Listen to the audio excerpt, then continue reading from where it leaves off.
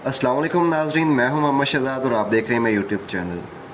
नाजरीन, मौलाना तारक जमील अपने बेटे की वफ़ात पर गम से निढाल और फूट फूट के रोते नज़र आए।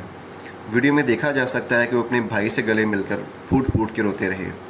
अल्लाह पाक से दुआ है कि अल्लाह मौलाना तारक जमील को सब्र जमील अता फ़रमाए, आमीन।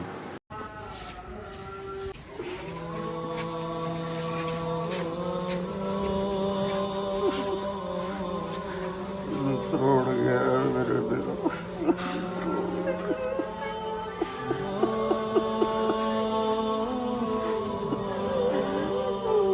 जीने मर गया।